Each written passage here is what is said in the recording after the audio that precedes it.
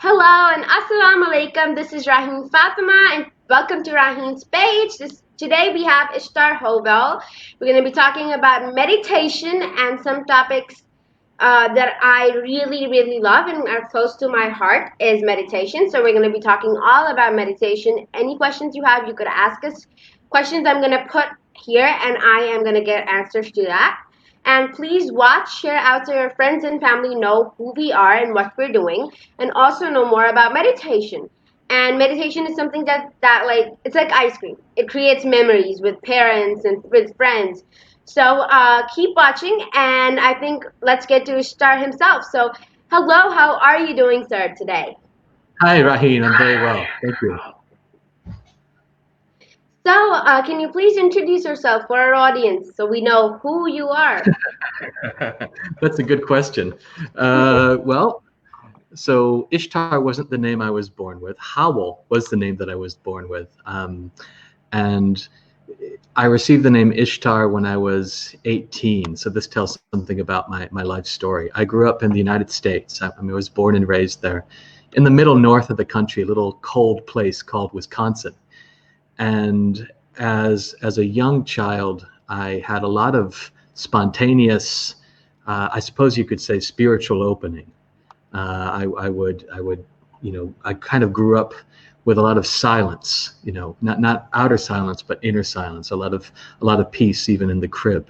But then I became a normal kid, interested in, I suppose, what normal kids are into.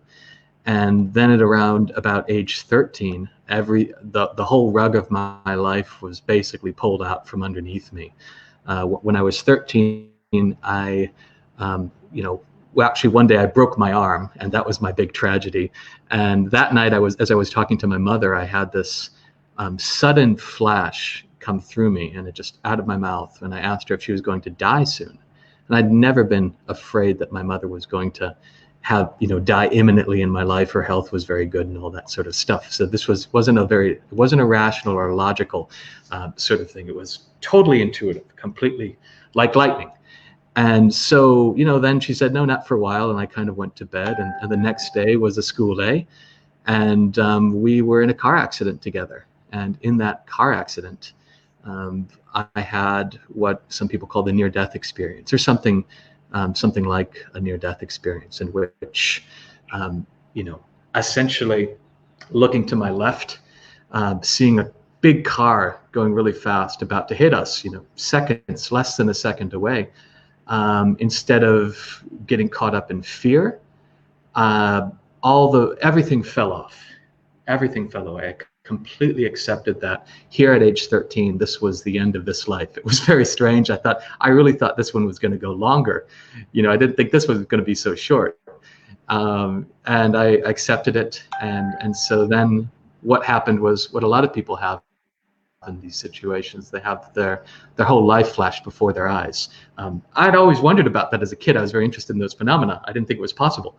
And there it went from that moment back, every single thing in complete details that at the time of living them, I wasn't conscious of, because of course we get so locked up and tense with all our stuff. And as I was there was this deep, wholly objective, wholly omniscient flavor of consciousness, for lack of a better word, that was with me. And in that, there was every place where I was afraid in life, every place where I held a grudge, every place in me where there was still a tension, and many of these tensions I was not aware of, in my normal day-to-day life. They were all forgiven, seen and forgiven, and they fell off. And the feeling was as if I had my whole life, or at least from age 7 to 13, that I'd had this thin film on top of me that had no mass but had infinite weight, and it was pulled off. And in the pulling off, there was this realization that my whole life, the whole world, even the scene that was playing in front of me, with seeing my mother and seeing this car getting closer and closer, seeing the sky in the background, everything I could see was light. There was a sense that my entire life was made out of love. And this was powerful and profound beyond words. And I had this sense of being completely one with everything, which I'd had before in my life, but it had come and go, and you don't necessarily pay it much mind. And there it was, so powerfully there. And then next thing I remember is getting hit, having my head slam into the car window, waking up in this sort of totaled car next to my mother, hearing her labored, struggled breathing as she's trying to stay in this body. I didn't know that at the time. I was concussed, but here they come and use these big tools to cut the car open and pull us out on gurneys, and we're in the ambulance. And while in the ambulance, there's I'm telling too much of the story about that, but while in the ambulance, there's I'm everywhere. I'm not just in my body. I'm in my body, looking out my eyes, but I'm also on the ceiling and outside the ambulance. And when my mother called to me, she asked if I was okay. And with the second, calling out to me, I responded, "I'm okay, Mom." And with that, I felt her leave. I didn't think at the time she was going to die, but her breathing changed from this very labored breath to calm, even, long breaths. And when she said those words, it wasn't as if those words came into my ear and then into my brain. They were being spoken inside me. We were linked in the same field, as we really all are all the time anyways. We just don't notice it because we get caught into this little idea of ego that we think we're driving a body car 2 inches behind our forehead. We're really not. That's just a small part. And so, that was that. I later found out when we were in the hospital that, told by my father that, your mother's gone, and, the tears and crying and grief that would, last for years. But at the same time, there was this vast, I thought it was just shock, because I know a little bit about shock. There was this peace in me, this vast presence. And I could go into this vast presence just by relaxing, just kind of like when I remembered when I was a little kid, I used to do that. I just didn't know what it was. And so by relaxing into that space, what was interesting, and where I knew that it was a little bit different than shock, was that all this joy and bliss and love would start to fill my body when I would go into that peaceful space. It was the damnedest thing, because at the same time I was also having all the feelings that you would expect a young teenager to have when they suddenly lose their parent in a car accident. Anger. I was I think I punched a hole in the garage door. The anger was there, the sadness was there, the desire that I hope it was all just a dream and we can go back to what life was like before all this. That was all there, but at the same time, behind it was this peace, the damnedest thing. And so after about 3 months, that peace and that presence faded, and then I had to get back to it, and that's why we're here today, because I had such a motivation to get back to whatever that was. I didn't know what it was. I wasn't raised with any particular religion. I had access to, books on Buddhist monks, which always fascinated me. I had access to books on all sorts of those sorts of things, but it was always on the back burner in my life. It wasn't the priority. And I didn't think that some white kid from, Wisconsin, from a little small town, had any kind of, spiritual destiny to really live as the monks that I was so enamored with. And so after, walking into a spiritual bookshop with my sister, I didn't want to go into it. She wanted to buy incense, and I always tagged along with my big sister. So I went in, and then I just walked into the back of the store as I would, and I picked up a book on the meditation of Tibetan yogis, and just opened it at random, and I started reading a page, and the descriptions of their experiences were the exact same as the experiences I had been having just months before. And so that sent all the hairs on my neck up, and there was such a sense of rushing through my whole body that, whoa, somebody had hit my heart with a hammer, and I knew, okay, this is something.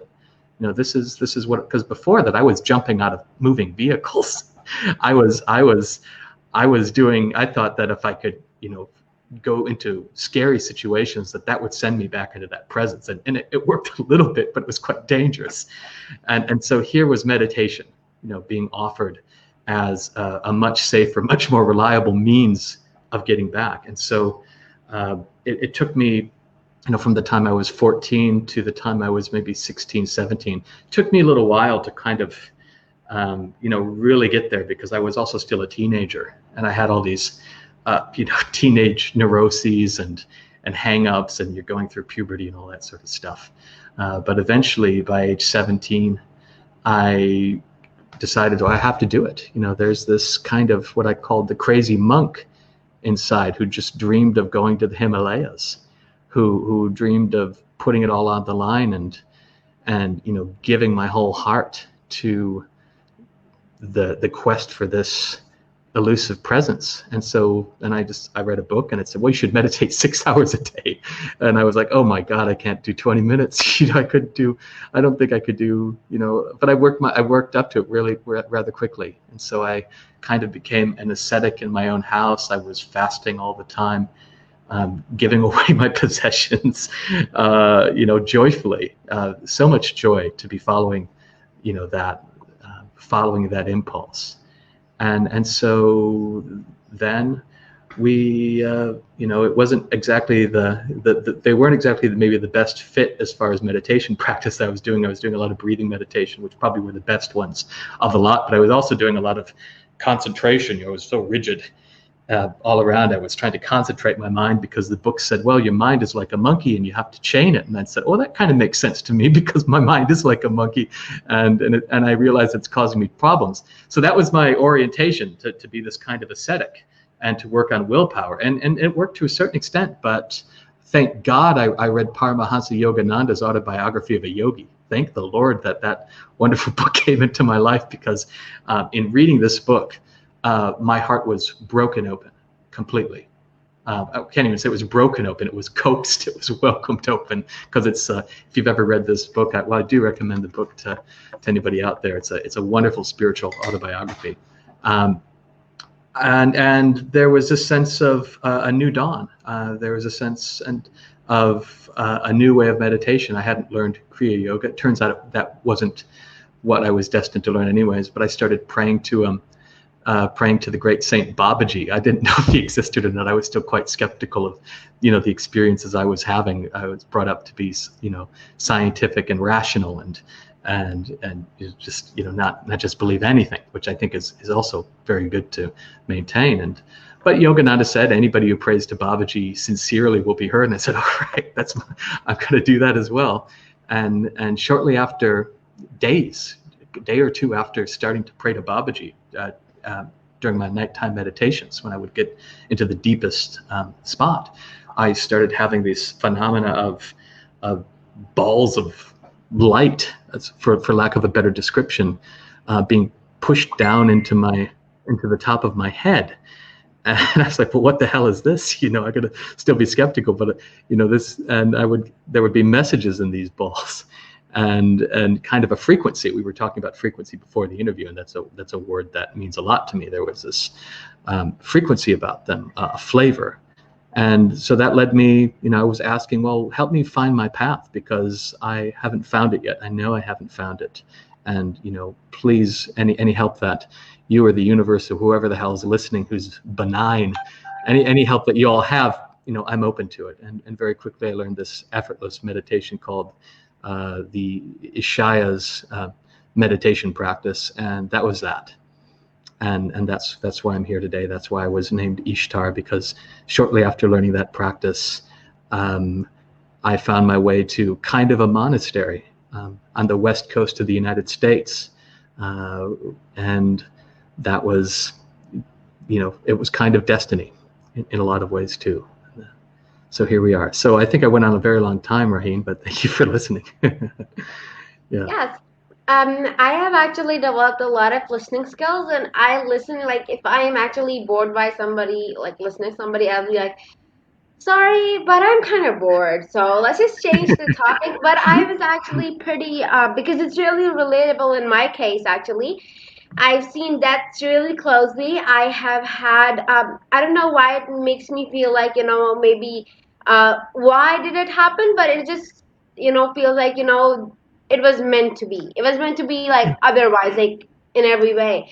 I lost a sibling. I've lost my grandparents. So my sibling was like, I think the last moment that somebody saw him before he died was me. So I saw him, and it was like something had just like shook me. It was like the universe said, "Whoa, wake up, see what just happened." And then it was also overwhelming for somebody who's just 3 years old and has just only one sibling who just passed away. So I felt like I don't know why this happened. Maybe because I did not like him much because it's just like sibling rivalry. And I was like, I don't know why this happened, but then I just felt like it's okay. And that's the time when my father. So I was actually doing it since I was 2.5. So a long time, a very, very long time. My dad has been practicing meditation. He has studied it. He had courses and seminars, and yeah, I called him my Dalai Lama. So he's the Dalai Lama of our house. It's kind of funny if I say it that way. But that's how I got introduced because my dad knows the art of Reiki and a lot of other arts that I find sometimes hard to pronounce.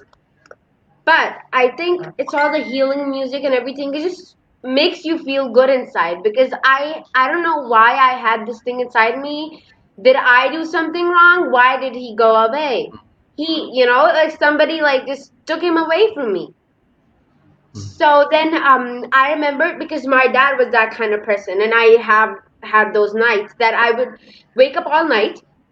We would have this night, I think, in a month, or was it 2 weeks? So it was something like that, and we would literally stay up all night. You might think my dad is the most bizarre parent on earth that lets his 3.5-year-old daughter stay up with him all night, and he would meditate, and then he would hear this healing music that he would usually get in his headphones. So it was really interesting, and it was something fascinated because that music was not a bit, but it was really different to the music that I was used to hearing, like hip hop music, and I liked it. And then it was those nights that I look forward to because I felt like it is my safe place.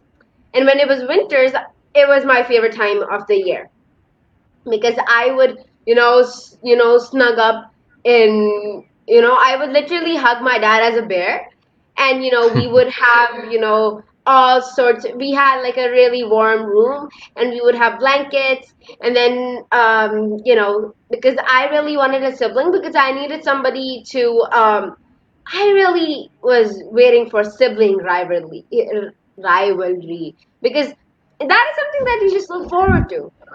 And I was like, I need a sibling who I could actually. So it was really bizarre, but I could be naughty with. So it was interesting that I kept, it's just that feeling that I wanted that, he was.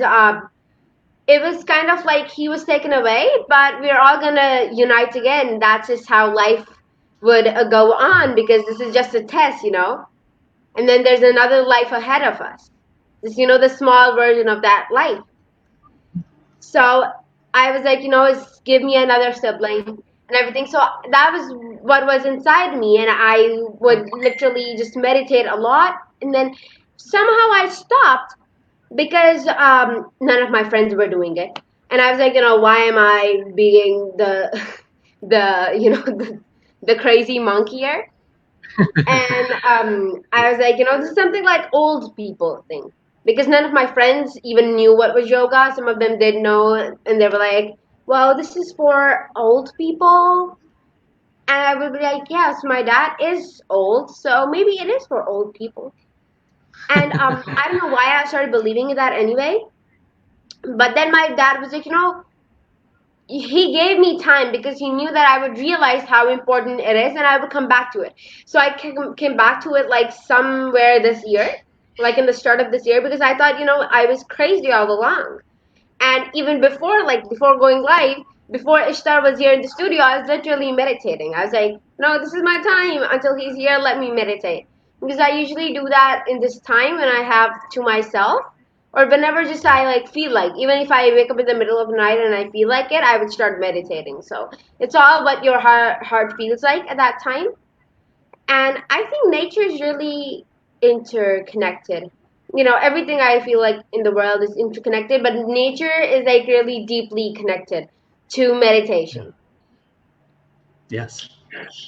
Yeah, well, nature is one of the, when you look at a cat, for instance, because a cat's nature, we're all part of nature. We just have this we've developed this idea that we're somehow beyond, and it has to do with the tension that is, making the little ego the center of life. But when you look at a cat, even as they have personalities, when they jump for a bird and they miss the bird, you don't usually see a cat getting into sort of neurotic self-judgment and self-recrimination, going like, oh God, if I'd only just exercised more, if I'd gone to the right cat university, or if this had happened in my cat life, then I would have gotten that bird. I suck. I'm such a terrible cat. You don't see them doing that. They don't do that. Dogs don't do that. Cats go and they sometimes they go, fuck, like that, and then they'll go over there and then they'll take a nap. And when they go for the next bird, they're not thinking about the last bird. You can see that. They're not. So nature, even our all of our highly sentient brothers and sisters in the animal kingdom, they don't seem to be suffering the same malady that Homo sapiens are laboring under. And when we look into nature, there is an invitation into falling into that same relaxed space that plants and animals are in. So yeah, that's why one of the reasons why people love it so much is because people want to get back to that state in which they're not thinking about the past, they're not thinking about the future, they're not in that little tiny space of being a separate little being, but they're relaxed into the totality. That's what we're meant to live in. We live in such a little cramped prison cell, basically. That's what it is. We don't think it is. We don't know it. We don't know that we're in the cell. That's the rub. That's the game. That's why sometimes we need a little bit of a knock on the head in life, or something that shows us that we can live in a much bigger way. So yeah, and I think I became much more in tune with nature as I meditated longer and longer and longer, because in a sense, all those restrictions, all those habits of thinking that I didn't even know I was engaging in, they just started to fall away. And in their place, it's like they take up all the space on our hard drive. When you take them out of there, you just have so much. Your fuller potential is there available to you. You're present. You're here, and when you're present, you see so much more. You hear so much more. Everything is crisper and fuller, and technicolor, and time slows down, and that's life with a capital L. That's the thing of a near-death experience. One of the great realizations is from that at a young age even was that I had been living a near-life experience. I realized that here was life, and here was me going like this all the time, unnecessarily.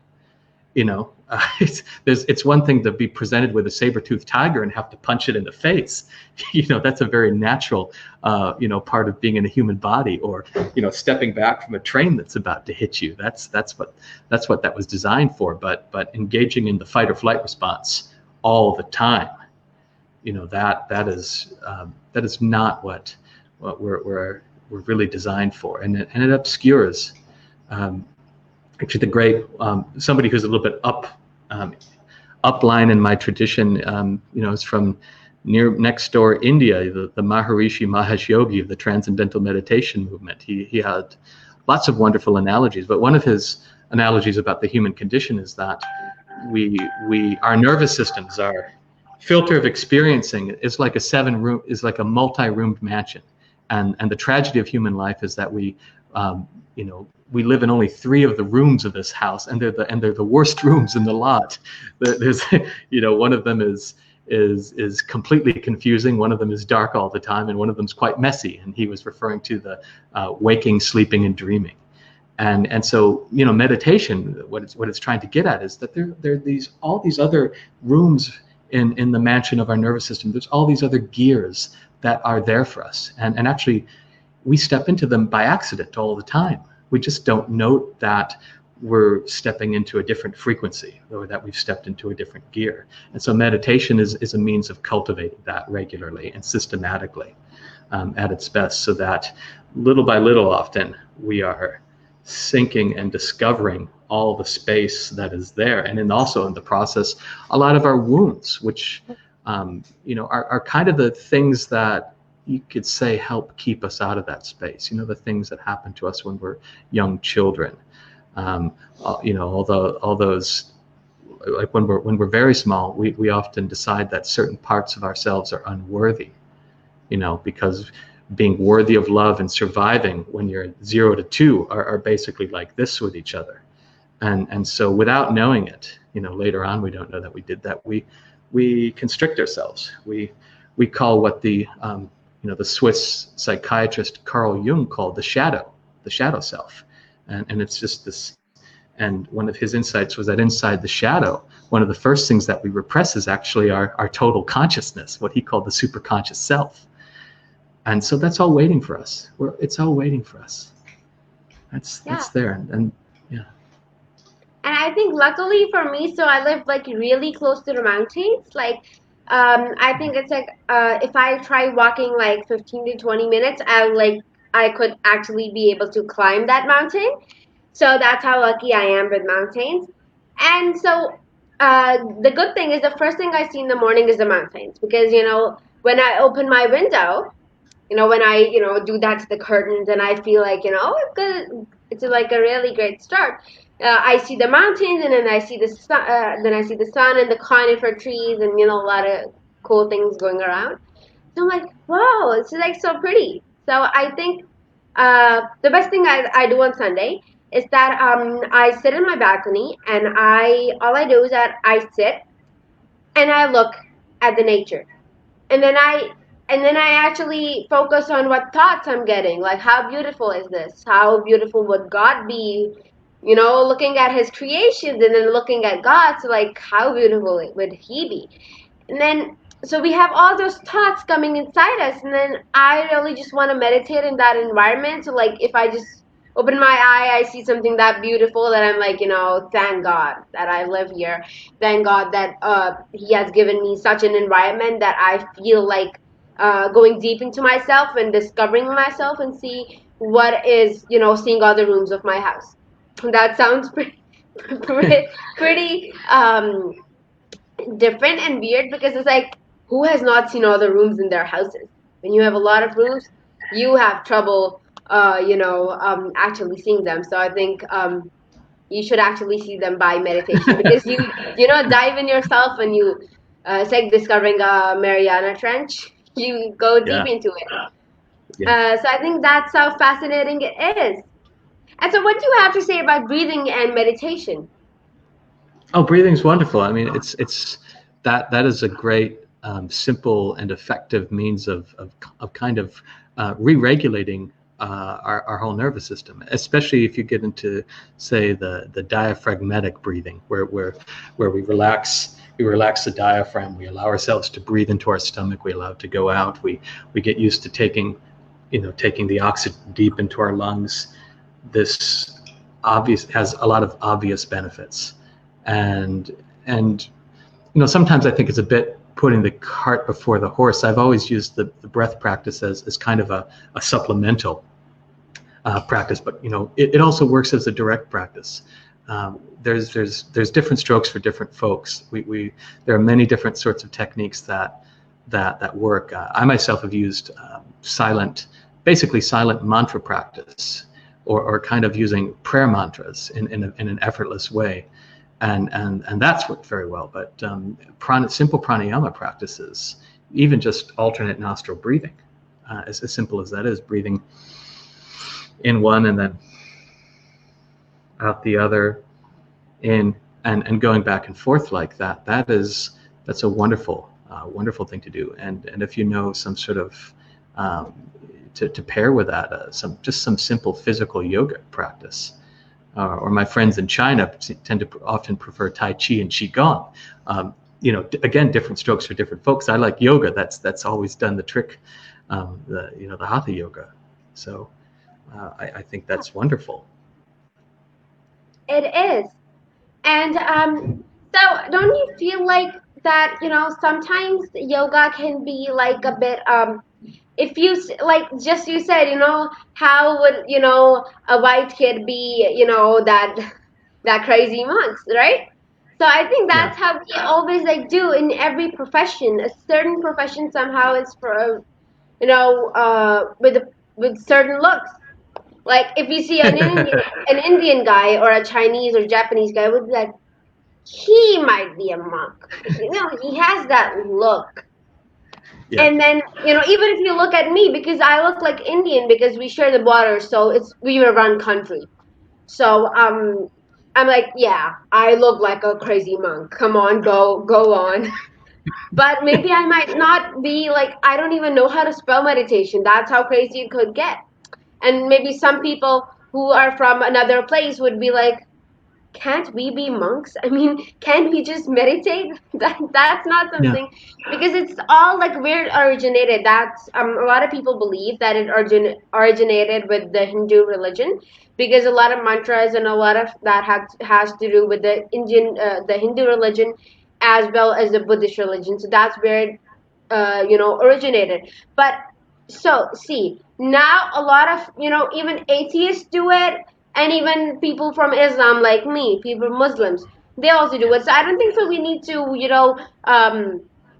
dedicate some, professions to looks, right? Maybe No, I do absolutely not look not. like a stand-up comedian, but I am. How can I like just look like that? Well, actually, you have something in your eyes which is communicating stand-up comedian to me. But but you're exactly right.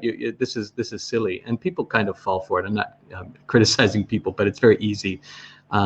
Maybe initially when people are spiritually searching, but it is quite superficial to just fall for a costume. And what people have to, it's good to dig in this game. People have to be very honest with what they're experiencing, not dress it up as something else. Not use spiritual language. Just be very honest and be honest with what's in one's heart. And of course that in itself can be quite difficult. We get conditioned out of that. We start to close our heart up very, very young in this world, throughout most of the societies that I've come into contact with. But being connected, knowing what you want. That's why it's like it didn't really keep my mind down, that whole thought, oh, these experiences won't be accessible to you because you're from the United States and you're from Wisconsin and all that sort of stuff. It's like, oh, fuck that.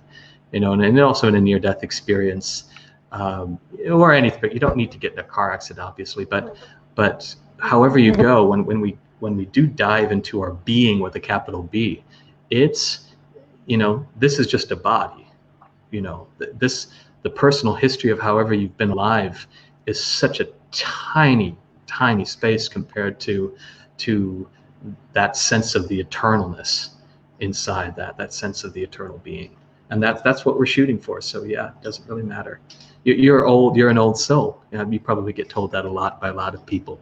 But it's not, it's not just, there's what my first sense with you when you contacted with me was, wow, she's really coming right out the gate in this life. There is a need to really push this in a good way, to carpe diem, or in Latin, seize the day, to get as much out of this incarnation as possible. And I really appreciated that.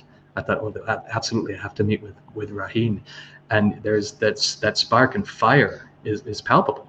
And if people were just seeing you as a 13-year-old girl, they'd miss that, right? They would just walk on by and not. They could walk on by and not get that, even though as communicative as you are, that tends to help people notice something different. But it's there. There's a fire in your eyes, There's something bigger pushing. So, and that's Yes. true of all of us. Yes, that's true for all of us. And it's all about how old your soul is, or it's like your mental age. I'm at maybe my real age is 18. My mental age is 18, and my real age is 12. So I think it's all about that we see how old our mind is, or how old our thoughts are, or something. Because maybe my dad is still that a crazy teenager, but he is 41 years old. He's old, right? So I think If you let them. it's all about your thoughts, and it's all about that. And I think we should always have the freedom of thought, thinking whatever we want to think about, because it's our mind and something that is in our mind. So and scientifically, meditation has been proven like really, really good for our body, and not just for our body but also for our minds, because a meditator is more has more empathy and is more active than maybe a person who does not meditate. And meditation also affects the brain, like big time, physically, and also Yes. something that's happening inside the brain, and the brain currents. Yes, and the term that's often used for that in the literature is neuroplasticity, and that's the concept that the meditator's brain becomes increasingly more and more flexible, like the infant's brain, or like the toddler's brain. When they say plastic, it just means flexible and open, and with the ability to make all sorts of connections, not getting crusty like we tend to get, and a lot of that is, you could actually think of the metaphor of sort of spiritual of waking up spiritually as being a process in which we take off our masks. We wear a lot of masks. We don't think of them as masks, but they kind of are. We hold ourselves in different ways for different people, trying to be loved, trying to be liked. My friend, that is bullshit. I'd say my friend is a general to the whole audience, but we think, well, I got to do that. If I don't do that, what's going to happen? The world's going to come to an end. But as we meditate, we dip into the thing that's below all of that. We touch that space, and when we touch that space that's below all that, then the house of cards comes tumbling down, and that's the subjective expression of what you were just talking about scientifically right there, as we become loose and flexible and open. And Yes. And we actually, like, it's not just fighting depression and anxiety. It's just because you're relaxing, you're calm. But I think tolerance, like you just said, being open to everything. I wouldn't mind if you're from another race or another country or a culture or religion, because frankly, I do not care. All I care about, you're a good person, and we talk about the same things. We have some, common interests, and we will talk. It's networking. It's, because we all are made by God. So, we're talking to each other, right? So we move by the same person. We're the same person, even if like you're the founder of Apple or something, which you are not. But if you are, so you're just, a person. You're a human being at the end of the day. You might be covered in diamonds or something, but you are actually a human being. So I think we need to realize that we all are human beings inside. And meditating keeps us really open to whether that be even if you're famous, or there's a lot of famous, yogis and a lot of different people who meditate. And I think we need to learn that, even if somebody's trolling you, and somebody, you have haters all around you. But I think we need to learn that be open to them as well. Because if you're open to them, they will learn that he's open to everything, just leave him alone. So that's, I think, how it goes. They were like, this guy's mad, so let's go to another person. Well, that I found that inside everybody there's this desire to be innocent like a child again. Now, in some people they might be so hardened or maybe so disconnected that it might not come on. But in most people, and so when you walk around and you are walking around with that original innocence, that unconditioned perception of life, that unconditioned love, that kind of comes along when we drop all the pretense and we drop our projections onto other people. What tends to arise in most people is a kind of a love and a joy, because it's natural. And so when we walk around like that, it invites other people to join in too. We're like popcorn human beings. So when one pops, the heat from that pop has a tendency of, affecting all the other ones that are nearby, that are all just sort of ready to flower, ready to open up into go from being the caterpillar into the butterfly. So yeah, that's one of the social benefits of engaging in a solid meditation practice. Is you help the people around you. You give them a sort of an invitation to heal themselves, to drop whatever it happens to be that they're being suffering from. Yes. And there's one more thing that I would love to share. And maybe the audience, and of course you, I think as well, would be surprised. Because I'm a theater actor, and theater people use meditation a lot. Yes. Because I was meditating, I think it made me a better actor. Because on stage, the funny thing is that we need to have this 360 focus around us, right? We need to take care of who's at the back. We need to be aware enough, even if we sense their breathing, right? We need to know if somebody's behind us or somebody, is there somebody who we are blocking? Because we do not somebody behind us, right? We want them to be shown equally. So it gets funny that there are a lot of actors that are covering me, and I'm like, whoa, you're actually blocking me. But then I'm like, okay, never mind. But I think that's one thing, and my director made me do this exercise. I think just like 2 days away from our performance, and it calms me down. Breathing, Wesley, it just calms me down anyway. But it was like, we would actually sit in that yoga position, like with our spines all, straightened up. And first we would focus on all our senses, like, we would focus on what we hear, what we smell, what we taste. And when we focus on all of that, we get, when we're focusing on just one thing, and then we focus on them all together. It just makes us a more conscious actor or a more conscious human being. So I think that's one thing that we should practice in the morning, or whenever you feel like you need to be more focused, and you'll be more focused. I think that's something that just happens immediately or something. So it's like magical. That's great. Yeah, and you're right. Well, here's somewhere else where we have something in common, because that was what I wanted to be when I was 13, 14, 15. Even up until 16, I rather thought that the theater or being a musician was going to be the profession. And I could also see the places where they dovetail, where it would be good to actually, not be a neurotic, narcissistic actor, which is something else you also find in the profession, but good to use it as a kind of spiritual path. Yeah, and in addition to your example, I think you've probably experienced then when you take off the persona and put another persona on, there's a period right in between. There's a place where you don't have a persona, and that's a doorway right there. That is a doorway. It can be. So I think I can feel that you've been touching that. I think you've got more than acting. Obviously, in your present and your future, it's ringing the bell. Yeah. And what I really want to tell everybody is, like, he's right.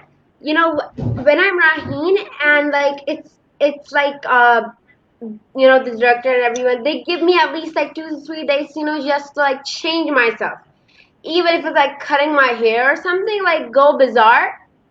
But I think we need to focus that it's not ourselves. Whatever the dialogues are, it's not me speaking it. It's the character. That's another different person born in a very different family from a different background.